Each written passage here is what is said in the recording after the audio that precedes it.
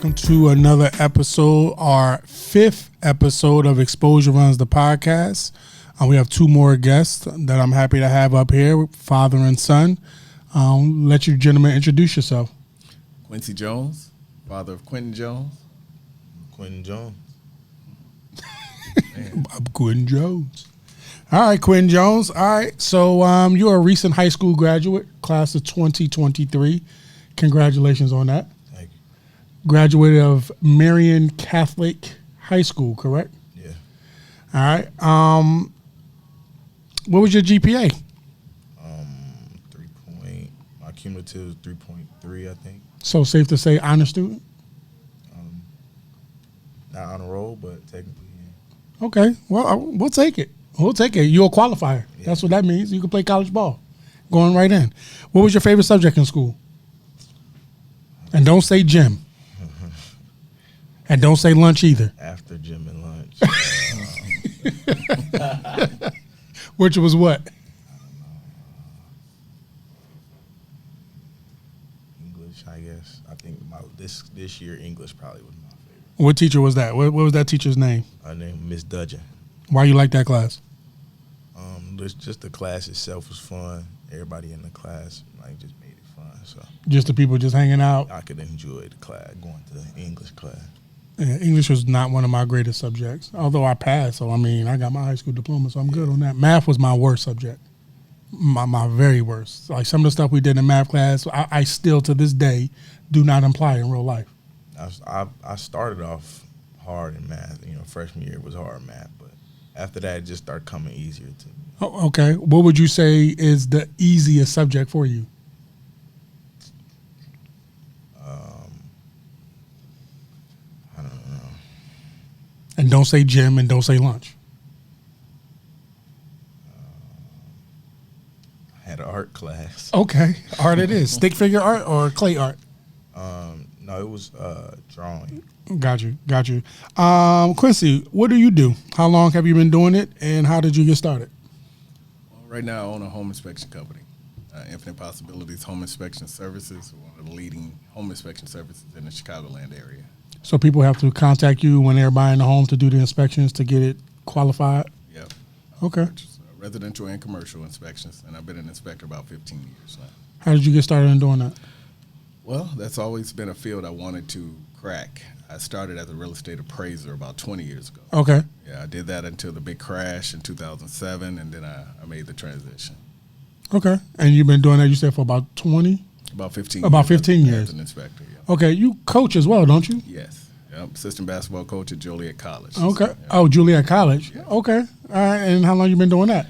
This is my second year at the school. Prior to that, or prior to his high school career, I spent 10 years at Prairie State College. Okay. Right. Okay. And you enjoy doing that? Love it. Love it helping the kids out, realize their dreams. Okay. How many players have you helped elevate to that next level? Dozens. At this point, from the female side, I did female basketball, Okay. women's basketball for 10 years. So that was a big part of getting young ladies to come to the program because we worked hard to get them on to the next level. Right. Okay. Sounds good. Q, give us a breakdown of your game. Scout yourself. What type of player would you say you are? I say I'm an all-around player. I can pretty much do everything on the court, any position. More than in high school, I've been playing the 1 through the 5. I can defend probably the 1 through the 3. Well, in high school, it was 1 through the 5, but I can defend. I can, set the team up. Playmate for others. I can score. Really, anything you need me to do, I can do it. Okay. Dad, you're a college coach. Scout your boy. I would say, again, one of the Scottie Pippen type. Who happens to be my favorite player. Okay. Being from Philly, I was not really a Mike fan. By default, I had to be because, it's Mike. Right. But all of my friends will tell you, Scottie Pippen is my all-time favorite player. All time. So that's what you would say about Q? Definitely. I would say someone, again, that can impact the game more than just scoring, whether it be facilitating defense, But, again, they can apply the fundamentals that a lot of young folks now are really focusing on with skill training. But just not only playing the game, but also thinking the game. As Quentin is getting ready to head off to college, what would you say would be right now his biggest thing he needs to improve on? All of our boys, I feel like, obviously they need to get a little stronger. So that aside, like as far as his game, what do you think he needs most to improve on as he heads into his freshman year? That's a good question. I would say transitioning from high school where you're the man, and now he's going to have to find a role on a new team with a new program. And it's always been my push for him to be aggressive. And I think one thing he's really done a great job of is he's turned that engine up.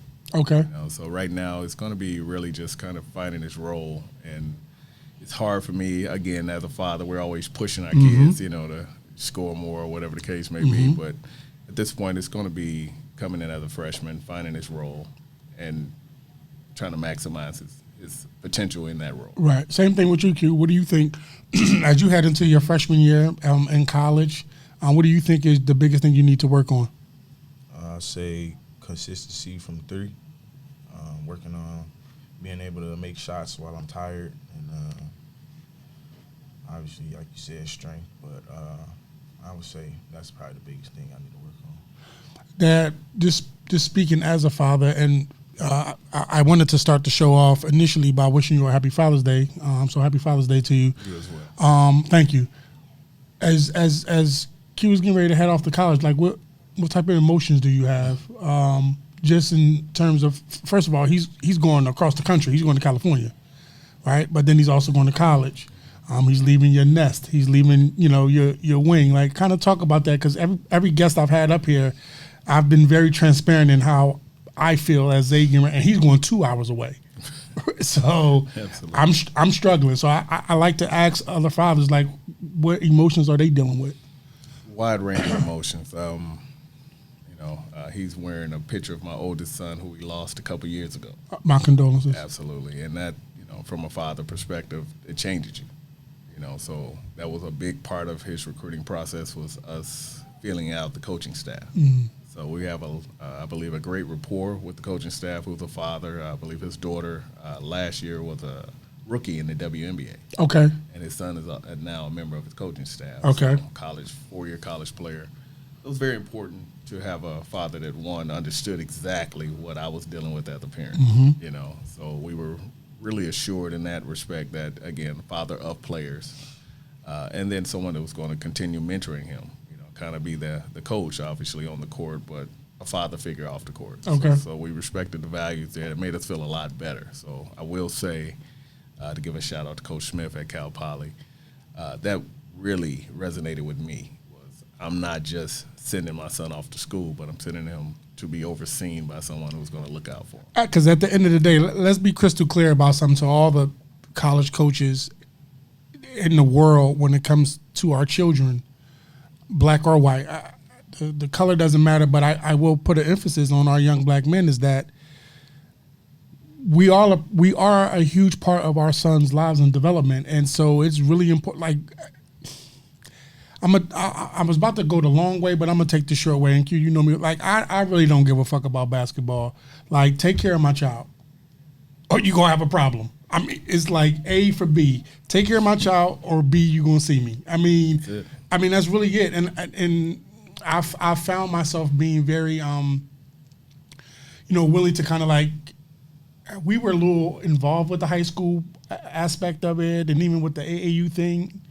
I'm kind of like trying to find that niche of like, okay, he's yours now, but I'm gonna be watching. I won't have too much verbiage. Like, if you hear from me, like verbally, other than cheering, you got a problem.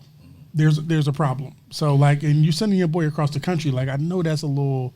It's tough. I'm sure. Definitely as a coach as well. I've been on the other side of it. Okay, so, on the receiving someone's child. Okay. So we were very cognizant that coaches pay attention to that as well. Okay. So they want to see how you're interacting with the high school coach. You want to see how you're behaving yourself in the stands. Very important. Coaches, he actually said, we watched you as well. Oh yeah, I got a lot of feedback on that. I mean, sure. and you, I think you know me pretty well. You've Absolutely. Seen me, and I'm sure you've heard about me.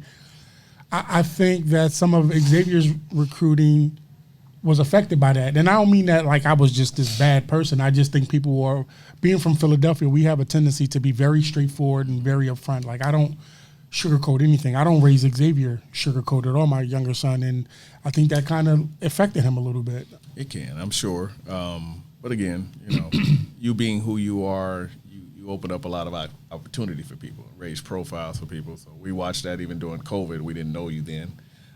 But the exposure runs, when that whole thing started, he used that as a motivation. We didn't know you guys, but we knew some of the people that were going. Right. And that was one of those things where, we felt away because we felt like he was right Talk there about with it. Everyone else. Which is why I started the platform, but talk about Absolutely. And that was one of the motivations. We're not going to cry about it. We're going to work. We're going to work through it. And I felt like that was probably better than being invited to the runs. it. Right. That stimulated something inside of him it pushed him into a different caliber of player because he needed a chip. He had the natural laid-back personality and demeanor off the court. But on the court, he started playing with a chip. And it changed everything for him because he began to see, when I began to start setting goals for people that I'm going to go at, it began to show him that, I'm just as good as these guys. I'm so glad you brought that up. I didn't have that as one. I'm glad you brought that up. Q, talk about that. Like when I first started the platform, just not being invited but seeing your peers there, like that's why I started the platform for Xavier. Like it's for him, right? Not being from here, so that was against us. We're not from here, so like already having against that wave of the players that are from the area and from the state, and instead of bitching about like some of the bloggers and the writers and the videographers and just the people who don't know shit about basketball, bigging up the their peers. And of course, I'm never going to talk about a child. You know what I'm saying? It was just like, okay, this is who y'all. Cool, I got enough moxie to start my own platform, and I'll invite them guys. So just kind of talk a little bit about, like your dad said, like just the annoyance of not being invited. And I want you to, like, I'm here, like, we face to face. Tell me about it. I say like starting off, I say high school really just as a whole gave me a chip. I think 8th grade, middle school, I just kind of, I worked on my game and all that, but I don't think I had a chip towards others or playing against people like that dog, like where it would come out, or a killer instinct, like I was just kind of just playing. And I think seeing I feel like being left out of stuff, or I'll be on Instagram and see all the guys that I'm meeting in high school and all the top players, and now they all at a run together. It's called Exposure Run, so I mean everybody, I feel like they getting more exposure than me, and I'm like I should be right there with them. But instead of just I could have cried about it, or I could have felt some type of way and kind of shut down, but I just used it and I took it on. And I was just like, I can prove it. I can prove that I can play with all these players. I can prove that I'm better than some of these players, and so I just worked towards that, and it just showed for itself. It definitely showed for itself. Like, let me go on record as saying two things. Number one, more times than not in the beginning, as far as Q not being invited to stuff, it was just simply still learning those players. Obviously, reaching out to the players that everybody knows, and that was my goal with Xavier. Is like, okay, y'all saying this player is good. I definitely think Zay is better than that player, respectfully to your child. I think he's as good as this player, respectfully to your child. I definitely think he's way better than this player, respectfully. So let's invite all of them. So it was just me just learning first all of the players, right? Secondly, it was just a matter of space and just who was responding, obviously. But you definitely, I'm not going to front you. Like you made it a point where like not only did I have to start having you at the runs, like I invited you to the Pro-Am thing.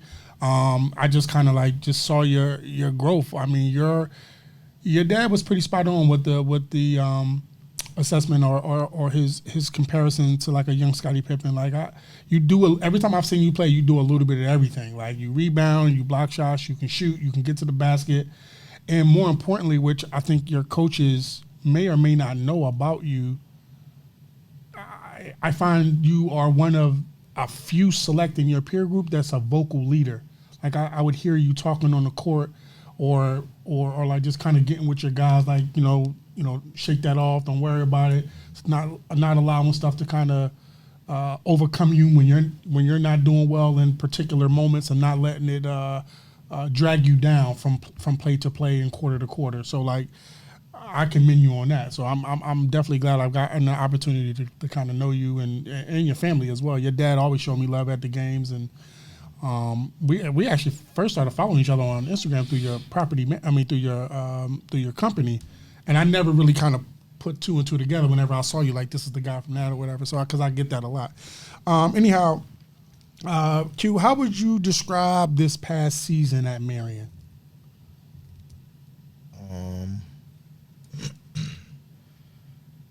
Personally, it didn't go how I wanted it to go.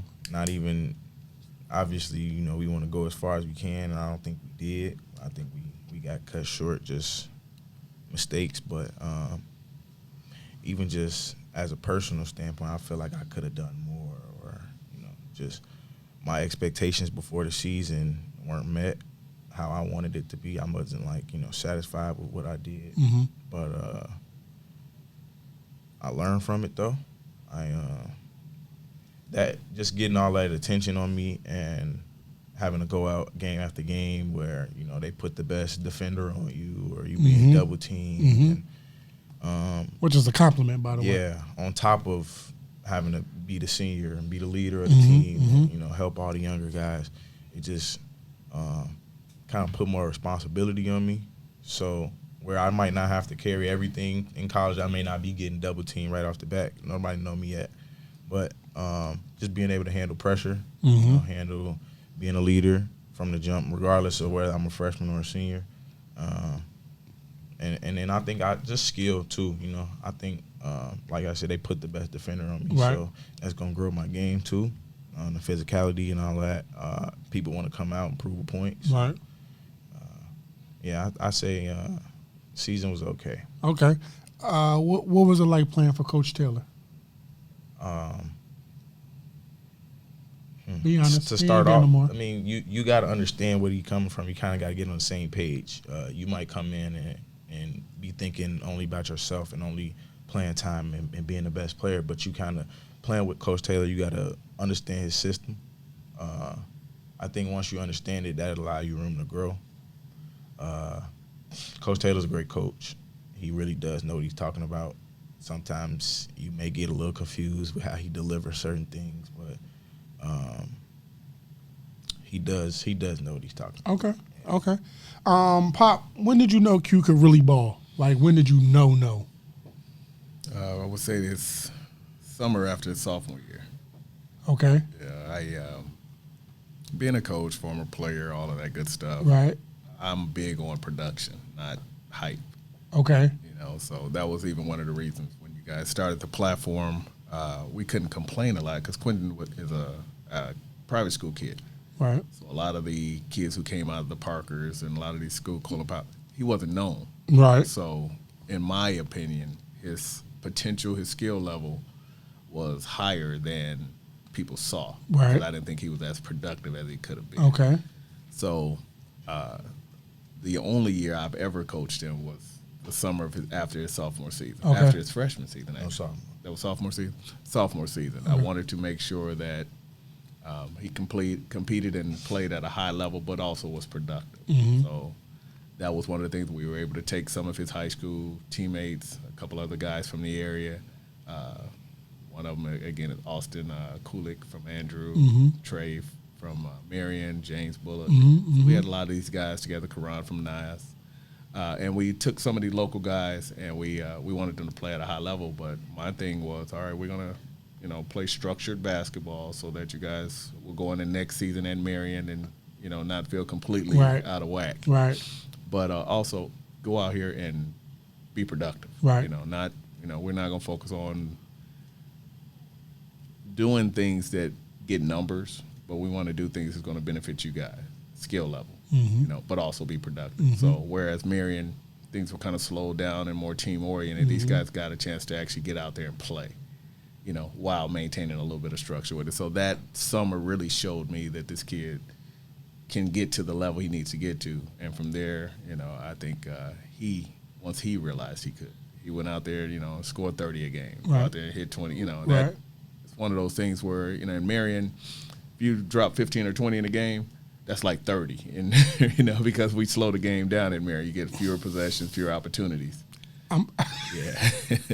So it was one of those things where you're like, can he really play? Right. And we got to really let him go and let him get out there and do it, and it showed me that he was ready. Is it safe to say that playing in the Catholic League, I mean, because Zay was at Marist for a little while, I'm ask both of y'all, is it safe to say that playing in a Catholic League at a Catholic school, for lack of a better word, because I can't think of a more politically correct word than the one that popped in my brain, but stifles your game? Meaning, yeah, like kind of waters down. No, not waters down, because I know the Catholic structure is supposed to, discipline and organization and, all of that stuff. But like when you want to kind of get out there and run and, I found at times that at Marist that it was far too often of just wanting to run a play when you just needed them to play. So they'll slow it down and wanted to run a system. I don't want to put an answer in your head. I want you to kind of speak for yourself. Like, did you feel being at a Catholic school kind of, held you back a little bit? I'd say this. I used to watch, I still do. I watch a lot of like YBTV and all of them, how they come out to all the games. And they record all the games. They show the city schools and our public schools. And I noticed, though, that they do play a lot faster. They play a lot more free. Mm-hmm. And I would say being at Marian or even just in the Catholic League, I can see what you say. I do think that we lack that sometimes. I'm not saying that we can't, but I would say, toughness-wise, if it's in you, it's in you. I don't think that playing in the Catholic League kind of just mean you soft or anything like that. Right.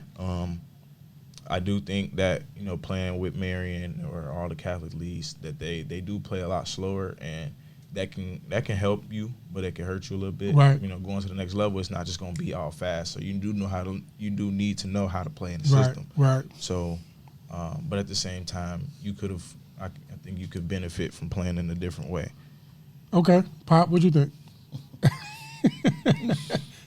I'm trying to be politically correct. I'm I'm going to give a two-part answer. As a father, of course, I wanted him to go out there. He easily at Marian could have averaged 25. Or more. Easily, especially in that league. Especially in say that shit again. Absolutely. Yeah, no doubt about it. He had games where he was just physically superior to everyone out there. You would have loved to have just seen him go crazy. And I felt like those are the games they held them back the most. I did too. Yeah. I can name teams God. where I felt like, and I'm sorry, I didn't mean to cut you off, because it definitely just triggered me a little bit, where I felt games when Zay was at Marist, is like going into the game is like, oh, this is a 40 ball. Right. Without question. And he had 17. It's like, what the fuck? Yeah. From the other side, being a coach, you can't scrap everything you've worked up to this point to do. Okay. Because we got an opponent that's less than, we have to build the team over the course of a season. Okay, the game plan. Because next game may not be a cupcake team. Okay. Because we had Bennett, who was one of the top teams in the state. Continue to be. Yeah, Marist is really good. They're young, super young, but really good. St. Pat's. So, I understand from a coaching standpoint. Yeah, we've been doing this since day one. We can't abandon it in day 30, because what message am I sending to the team? Don't take everything I said seriously. Just go out and hoop. So I get both sides of it, but again, it's tough watching the basketball game from a basketball perspective and then being a father, because you always want your son to be shown in the best light, and he had to sacrifice. Yes. So I'm glad you kind of also brought that up with the father, and as well as being a college coach, right? What I find, and you tell me if you, I don't want to say struggle with this, but I think you'll understand, right? So I'm not a college coach. I'm a novice coach at best, right? I did coach Xavier. I coached a little bit of high school at an alternative school I was at, and then of course coaching pro league, pro-am or whatever. I find that I'll try not to just make it about coaches. I find that we as adults are so wrapped up into not showing our children that we have not only made mistakes, but that we continue to make them, right? And I think that they're smart enough to understand that,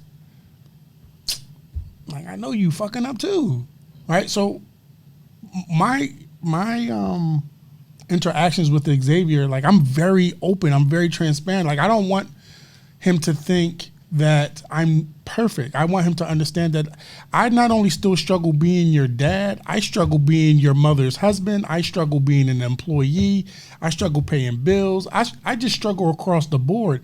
And I feel like you said you don't want to show them, scrap what you did from day 1 to day 30. And like sometimes I feel like we get so wrapped up into that it makes it worse when they look at us, because it's kind of like we're trying to portray this perfected thing, and it's like, you know what, day 1, I don't know if I even had that shit right day 1.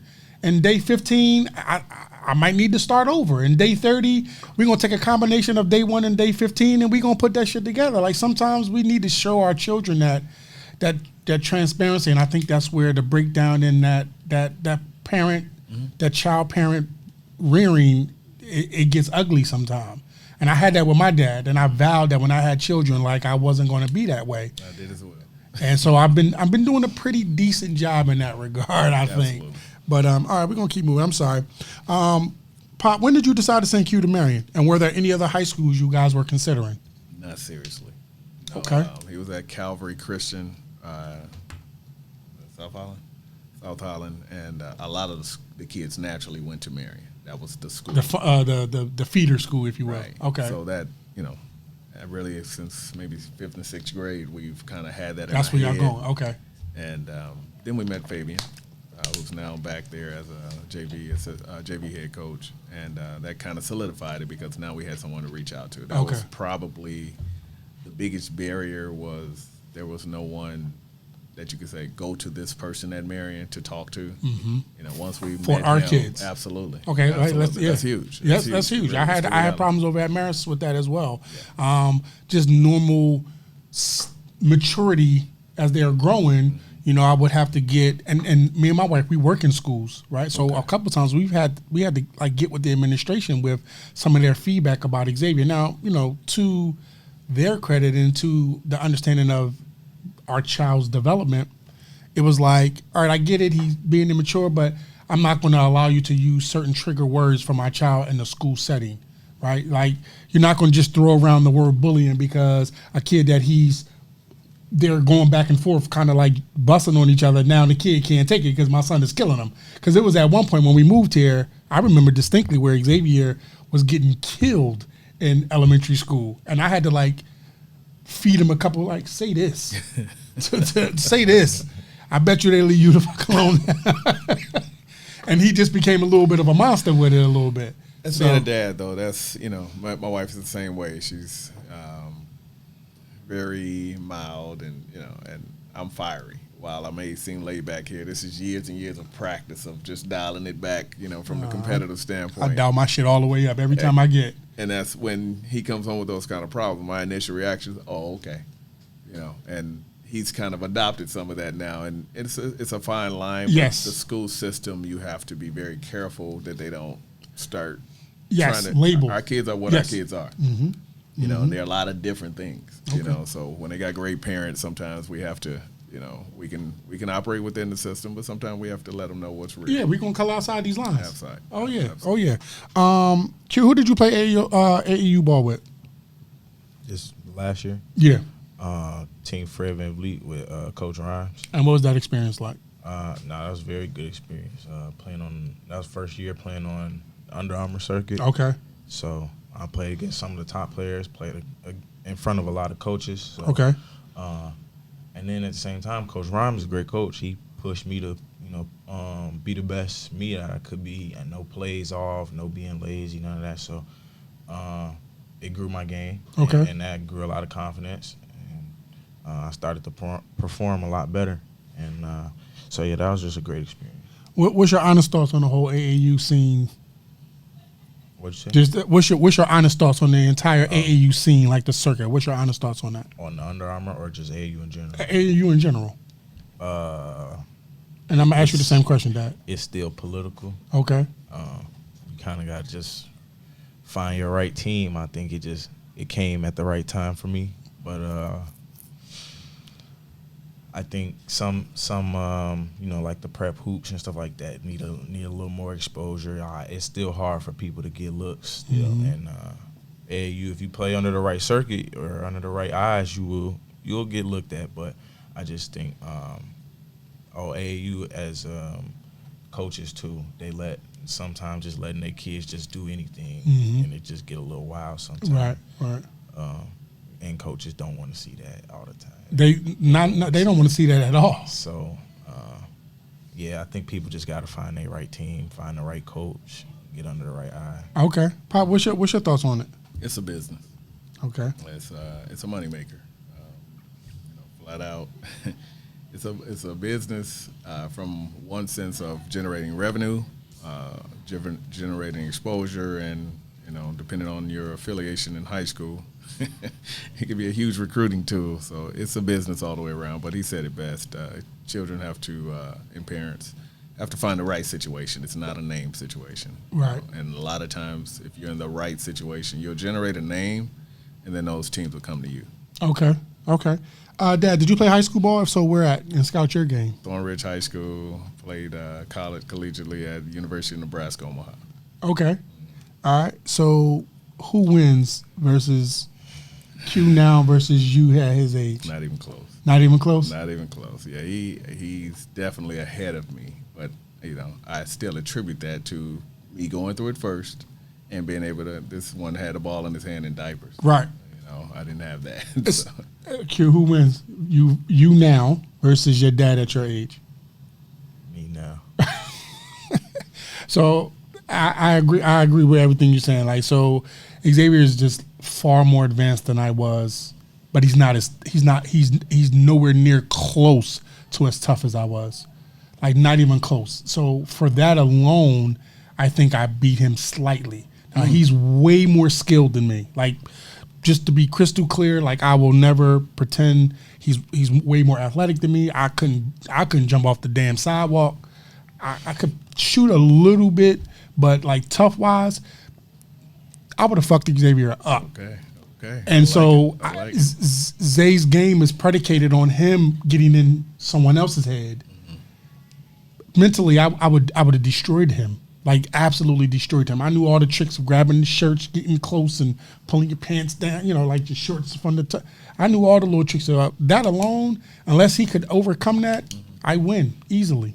Yeah, I would always tell them that, they don't know what it's like really to play outside. At all. Have to play with older guys, and you could only get on the court. You had to, dominate at your level to play up. For them to say, oh, Shorty, you're nice. Right. Yeah. Absolutely. Then they'll bring you on and beat you up. Oh, yeah. You couldn't call foul. There ain't no foul. No. You don't get to call your foul. Yeah. We'll give you a foul. We'll give you a foul, yes. Absolutely. So it's like that. It was like that in Philly, too. Just an FYI. All right, cool. Q, if you could play with any recent graduate from your class, who would it be and why? Diggy. Okay. Why? And for the record, Bryce Tillery out of Hillcrest. Yeah. Okay. Now, would you rather play for Hillcrest or would you want him to come to Marian? I'll go to Hillcrest. Okay. Give up Trey spot, but okay. I'll say Diggy. I'm sorry. What was that answer again? Were you going to Marian or? I'm going to Hillcrest. You would go to Hillcrest? Yeah. I can't have Bryce and Trey on the same team, so I'm gonna just go to Hillcrest. Okay. All right. Why? Why Diggy? I watched Diggy play defense. Diggy, that's the first thing that stand out to me is Diggy defense. Diggy is fast. Diggy's quick. And smart. If you going downhill, you might think Diggy's small. You're gonna drive on him. Right. But he know how to pull the chair and take the ball from you. I noticed his on ball defense is really good. Offensively, he can do it. Or he can if you need him to score, he can score. You need him to play make for you and run the team. He can do that too. So I just like his all around game. Everything he do. He's not selfish. He's IQ. I like it. I've been a fan of Diggy since I moved here. When I first saw Diggy play, we played in the Matson League, and they played for his church Victory. And, I had a little team that Alex just gave me a bunch of little kids or whatever, and Zay was obviously the better player.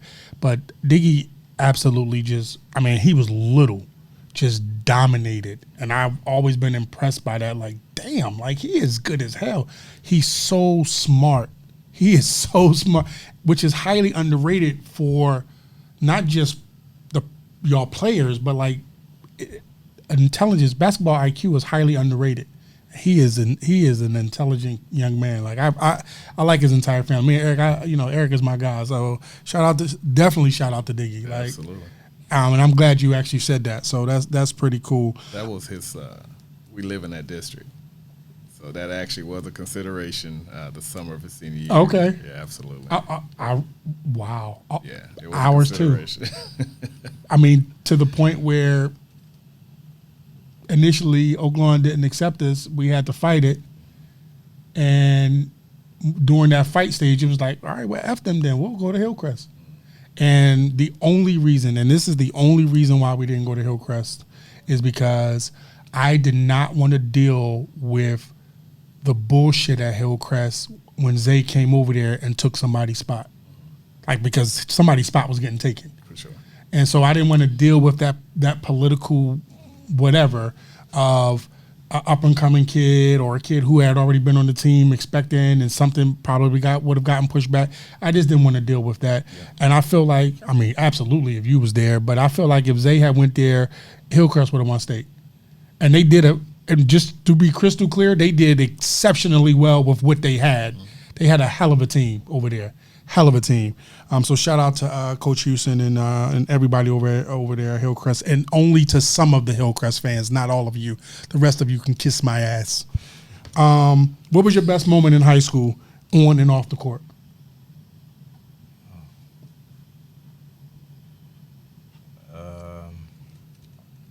Off the court, I mean, first thing that come to my head was I'm gonna just go to freshman year. Then I got to watch a great team. And Aaron Eulis playing on the team. Mm-hmm. I got to watch them beat Bloom and right before COVID. Mm-hmm. So it was just an experience just watching that team, and I was at the practices too, preparing for Bloom. Mm. Like I was practicing with them, and the stuff Coach Taylor was coming up with and having them watch and everything that they was doing in practice. Like I was confident in myself. I wasn't playing, but I was confident in myself that we was gonna win for sure. But I just say that whole team right there was just a great thing to learn from. Okay. And what about off the court? Off the court.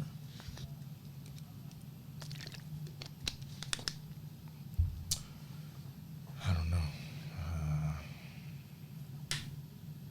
Get in your car. Now you rolling, huh?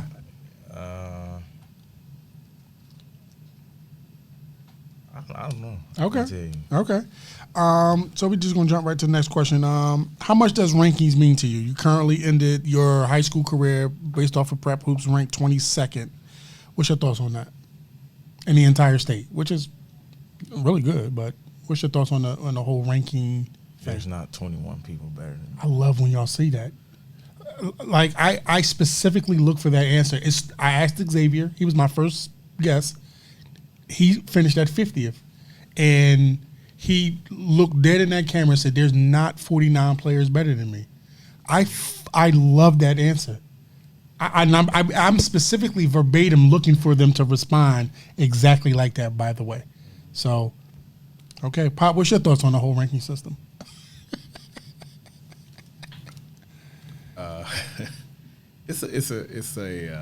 It's nice when it works out for you. You know, prior to him dropping to 22, he was 103rd. So, in my opinion, how valid could it be? Right. They can only see who they can see. Right. Some of the people are ahead of him. He faced regularly the summer before. And destroyed.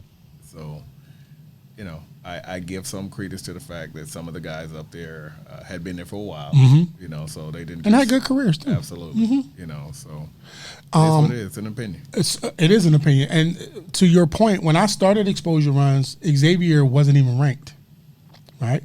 After that first run, he shot up to 50th. After the second run, he was in the top 25. And after the third run, he was in the top 10. And then kind of just fluctuated between that and where he ended up. And honestly, had he not gotten hurt, he was going to kill this season. What numbers? He was definitely killing this year. He was already out, I think, but when he got hurt, And Evergreen Park did a really great job, like just mentally. This is what I'm talking about, just mentally taking him out. The little freshman kid that was over there who was playing really dirty, but he took Zay out the game because Zay got a tech, and then from the rest of the game, he just was erratic at best, the best word I can describe. And then he got hurt, and he got hurt at a moment where he like, all right, let me stop fucking around and whatever. And it kind of had scored like 4 or 6 straight points, and then went up for a layup and kind of hyperextended his knee, and I let him come back earlier than he should have, and then he officially tore the ACL. But he was gonna have a huge season. Huge season. I will say this though, I'm not gonna say rankings don't matter. When you're not ranked, I mean, it looked good seeing your name up there. Mm-hmm. So I think junior year I went from 80. I was like 81. That was the first time I ever got ranked 81. I looked on there 81. And then playing on the Under Armour circuit, prep hoops dropped me like 103. But started it, and then obviously I jumped up. But obviously, like I said, that being that there's not 21 people better than me, I would say rankings don't matter, because then again, it's not like, I mean, it's prep hoops ranking it, so it's still biased. It's not like it's, but everybody else, if you kind of watch people's games, you can understand and see what the real rankings are. Right. But yeah, I'm not gonna say it doesn't matter, but at the same time, that's what Jeremy Senior and Jeremiah said. It's like it only don't matter when you don't need it, right? When you need it, it matters. And coaches, unfortunately, they pay attention to that stuff, right? Because they don't always have time to kind of get out and see everybody. You decided to commit to Cal Poly in California. Why? The coaching staff and how much they show interest in me. Going on the visit and everything, they really talked to me. But just aside from that, just even like the texting and everything, they just really express how much that they want me to come there, and the expectations that they have. And it carried, and I feel like I made the right decision just because it carried even after I committed. It wasn't just them talking to try to get me to commit. It's like they really do want the best for me, and they really want me to excel. So when I get out there, let's get to work. Yeah. Okay. Dad, why Cal Poly? A lot of the same things. Connecting with the coaching staff was huge. Coach Laurie initiated a lot of that with the early recruitment. Mm-hmm. But once I met the head coach, John Smith, that sealed it for me. Okay. So even before he made his decision, that was hoping. my choice. Okay, got you. I let him go through the process, but that really, he resonated instantly. I don't know what it was, but it was just a connection there. Q, who is the staff member you are closest to so far on the coaching staff? Coach Lowry. He was the one that recruited me, between him and the head coach. Okay. What other schools recruited you? Cal State, Fullerton, Kent State, Radford, Lewis University, and NIU. Okay. What was the best part and the not so best part about the recruiting process?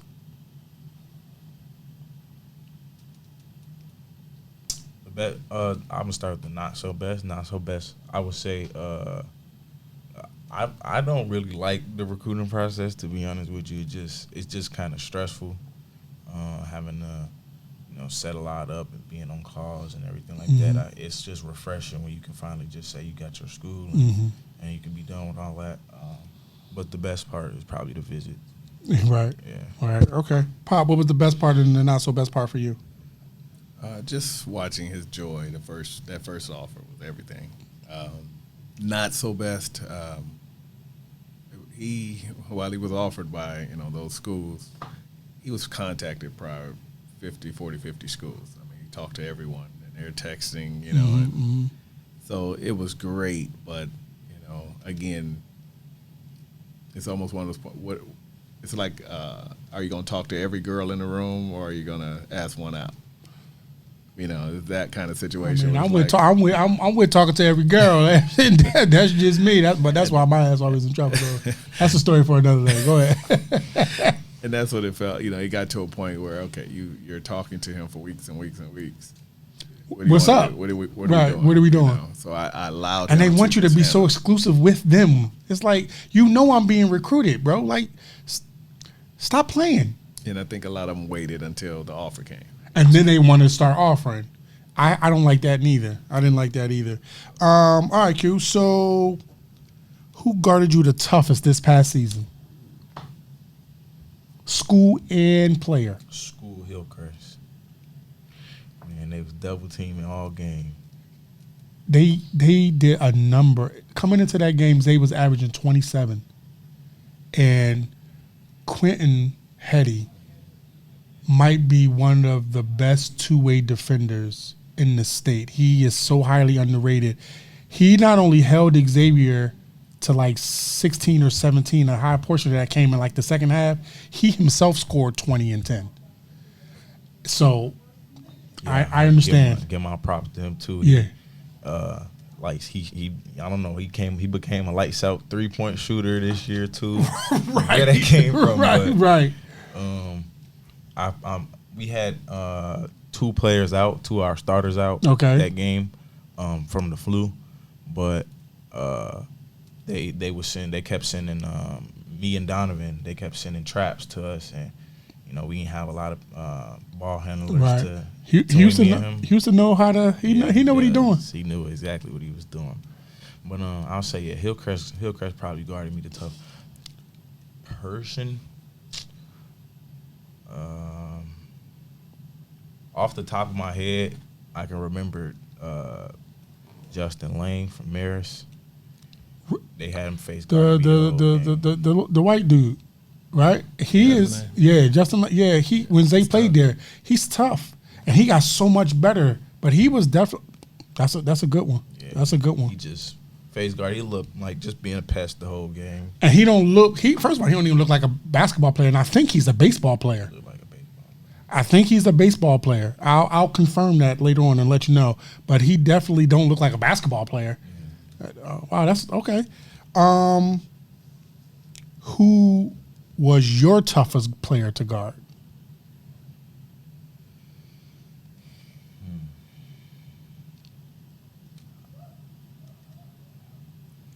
I don't know if I'm not thinking about it or Hinsdale Central. I do remember that. Oh my God. Yeah. Okay. Number 12. Oostertag. I don't know. Oh yeah. I know he's a baseball player, but number 12 on Hinsdale Central. He was tough. I think they played them. Zay and then played them in the Effington Christmas tournament. Zay didn't play that game, but it was a really good game. They went to overtime, and number 12 was getting buckets. I do remember that. If that's the same team I'm remembering, but okay, number 12. All right. Who was barbecue chicken? Who you give buckets to? Buckets upon buckets, team and player. Everybody. Hillcrest, they guarded tough. I mean, I still got my dub though. Okay. I remember I had a good game against Bennett. Okay. 23 against Bennett. I don't know. Now, player-wise, name a player. I name somebody you was giving the shits to. You was giving it to him. It's a long list. Give me the first one that popped in your mind, because somebody just popped in your head. Fall League. Oh. I killed Romeoville, Fall League. I say that. I don't know. Who they had? They had Romeoville had Troy. They had what's the player? Because they played Deontay. Yeah, let's just put that on him. Oh, Deontay Cunningham. I like his energy. Yes. All that. But it doesn't really make sense. I can't give you 30 and then you keep talking. I don't understand it. Right, okay. He cool, but I killed them though. All right, so I hate to do this to you. I do. You my guy. Just be crystal clear. You my guy. All right, and I me and your pop, I like your pop. 2 years ago, Zay probably had one of the best dunks of the season in the Marist versus Marian game. Do you remember that? Yes, I remember. Tell me about that. I got to do it to you because when I asked him about it, he was like, that was his best dunk. Okay. What's up, Zay? Let's talk about it. First of all, wasn't my man. It wasn't. I helped late. It was a nice pass. I helped late. I probably should have just let him dunk it. I got my hand on the ball too. I don't know how it went in. Mm-hmm. I definitely had hands on the ball, and it still went in. Yeah. That's not much I can say. I was mad when him and Lear left, though. I said because after I got dunked on, I was really looking forward to seeing them this year. Seeing them this year. Yeah. That's a whole story behind that. Why they left, and we didn't want to leave. They just got real weird. Yeah. They got real weird with the whole beard thing. You know, us being Muslim, they knew that coming in from freshman year. We provided them with an exemption religious letter, and then they just seemed to want to target Xavier, and it was just like, well, no, we're not cutting it. We'll cut it down, but we're not cutting it. And it got weirder and weirder. I mean, it's some other stuff that transpired, and you know, it was just like we was going to leave junior year. And when Hines came in, I had a very long, positive, productive conversation with him. And we initially stayed because Lexus was there. And then he left to go coach college basketball.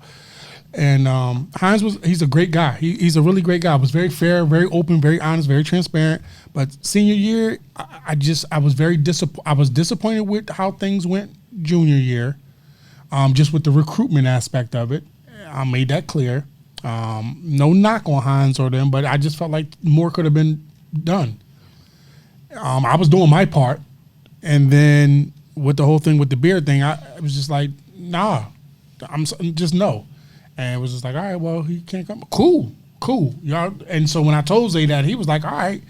I mean, proverbially, I was just like, all right, you know, I read between the lines. He was like, all right, well, fuck it then. Like, we out. I'm like, bet. That's what I wanted to hear. And so we left. So, all right, so to the both of you, name your all-time NBA team. I'll start with you, Dad. And six man. I'm picking 5 or just a team? You're picking 5. Well, you're picking 6. You're picking all 5 starters and the 6 man. Magic Johnson. Okay. That's got to always be my point guard. MJ. Okay. You got to say MJ or you can't go to Chicago. I understand. No, that third one is always tough because I'm going to get my LBJ haters. But for that team, let me just put it that way. Okay. I'm going with Larry Bird. Okay. Oh, shit. Damn. Okay. If I'm going true 4, I would have to go with TD. Big fundamental. Big fundamental. And then Shaq in the middle. Okay. And your 6 man coming off the bench? That would be LBJ. Okay. Yeah. What about you, Q? Steph Curry, Okay. Michael Jordan, Okay. LeBron. Okay. We got 3 scorers already, so Dennis Rodman. I like it.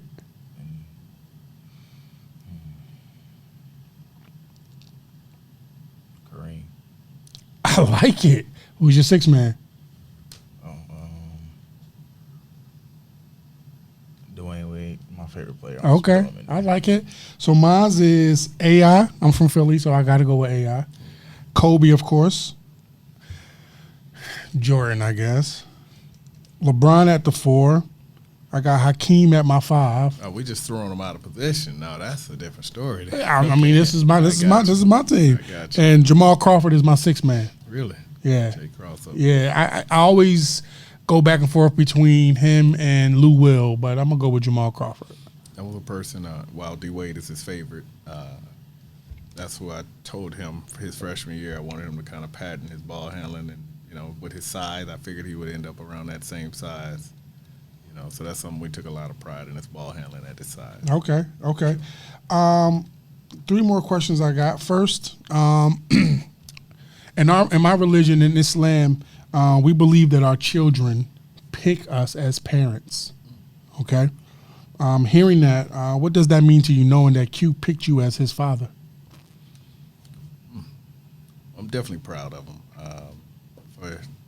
I feel like he is. My nickname for him is sometimes is 2.0. Okay. He reminds me a lot of myself. A lot of the values. He won't say a lot. He listens.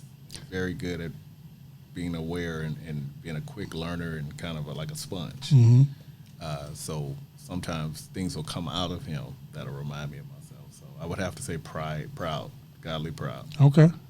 Q, what's your thoughts? You hear that, like you picked that gentleman to your right to raise and guide you. I mean, talk about your dad a little bit. Like, what does he mean to you? Like, how has he helped you grow and develop into the man that you are now and that you hope to become? I'm very appreciative for everything he put into me, time and effort, especially with basketball. I would say that he's a role model, hard worker, and I just think that I learn a lot from him every day, and everything that he put into me, I just want to be able to, show it. Okay. All right. What's your goals going into your freshman year? What type of goals are you setting for yourself? Freshman of the year. What am I? Big Sky. Big Sky freshman of the year. Big West. Big. Okay. I could be One wrong. of them. Okay, might be Big West. Big West freshman of the year. For the record, you need to know your conference. Yeah, I better. know. I mean,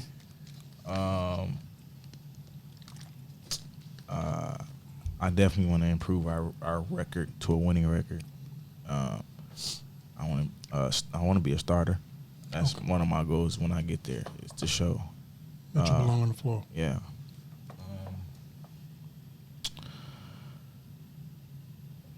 For the first year, I would say those are probably the That's cool. first goals. All right, so my last question is for the both of y'all. Dad, I want you to take a quick minute, and I want you to send Quentin a future message, like whatever you want to tell him.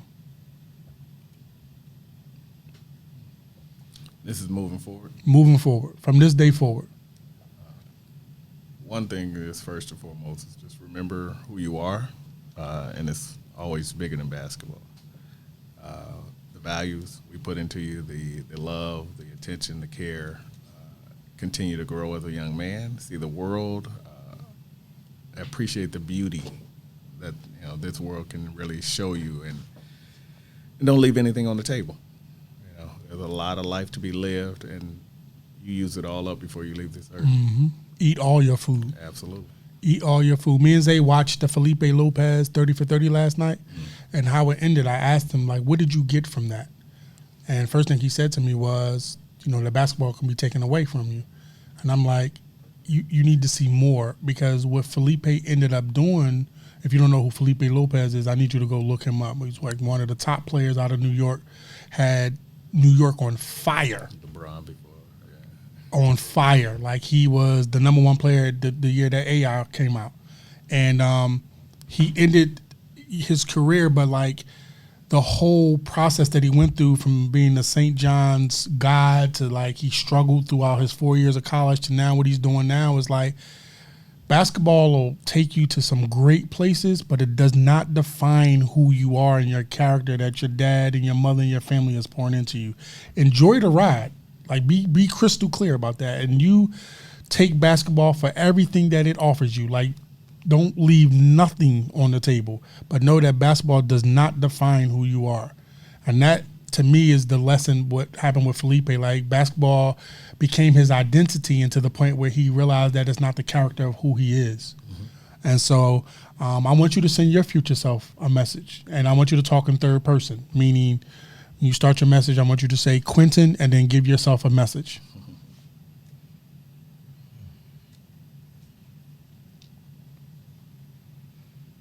Quentin, take everything. Don't settle for less. Don't settle for what other people think about you. Go, if you want it, go get it. Yeah. Okay. I definitely want to wish you luck in college. Dad, congratulations. I mean, it's tough raising children, let alone black children, in this world. And you have accomplished something that most don't. First, graduating from high school, helping your son graduate from high school, and now you have a college student.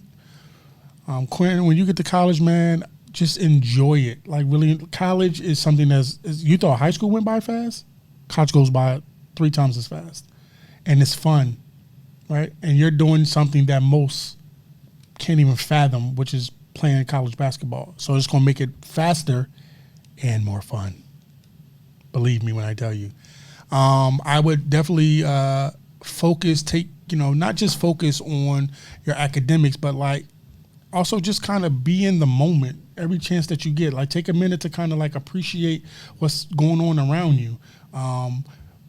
Love the struggle, because when you come out into the real world and you eventually become a father and a husband, father,